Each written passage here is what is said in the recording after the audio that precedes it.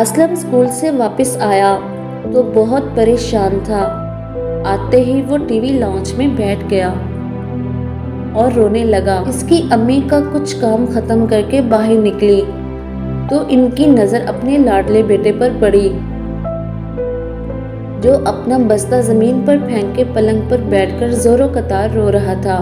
وہ بے قرار ہو کر اسلم کے پاس آ کر بیٹھ گئی اور اس سے رونے کی وجہ پوچھی تو اس نے انہیں روتے ہوئے بتایا، امی میری صبح ہی خراب تھی، صبح صبح بارش ہونے لگی تھی اور میری آنکھ بھی دیر سے کھلی جس کی وجہ سے میں اسکول وقت پر نہ پہنچ سکا اور ٹیچر سے ڈانٹ پڑی۔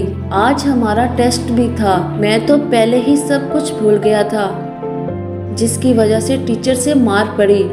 ہاف ٹائم میں میری ایک لڑکے سے لڑائی ہو گئی، میں نے اسے مارا اور اس نے بھی مجھے مارا۔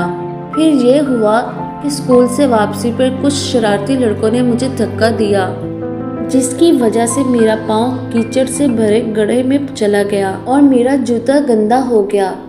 یہ کہتے ہوئے اسلم نے اپنے جوتے کی طرف اشارہ کیا اور پھر بولا، امی صبح سے میرے سارے ہی کام الٹے ہو گئے۔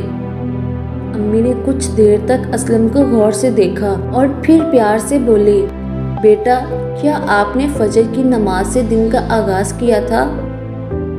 یہ سوال سن کر وہ شرمندہ ہو گیا۔ امی اسے سمجھاتے ہوئے بولی، اللہ نے ہم پر 5 وقت کی نمازیں فرض کی ہیں جو ہماری بے چینی کو سکون میں بدل دیتی ہیں اور جنت میں داخل ہونے کا ذریعہ بھی ہیں۔ اگر آپ فجر کی نماز سے اپنی صبح کا آغاز کرتے ہیں تو اللہ آپ سے خوش بھی ہوتا ہے اور آپ کی حفاظت اپنے ذمہ لیتا۔ اسی لیے بیٹا اپنے آپ کو نماز کا پابند کر لو۔ امی کا اتنا کہنا ہی کافی تھا۔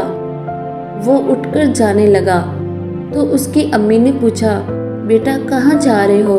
اسلم نے جواب دیا، امی میں اپنے کپڑے تبدیل کر کے مسجد جاؤں گا اور اللہ سے اتنی دیر دور رہنے کی معافی بھی مانگوں گا اور اس کا شکریہ ادا کروں گا، اس نے جلد ہی مجھے سیدھی راہ دکھا دی۔ اسلم کی امی اسے جاتا دیکھ کر خوشی سے مسکرا دی۔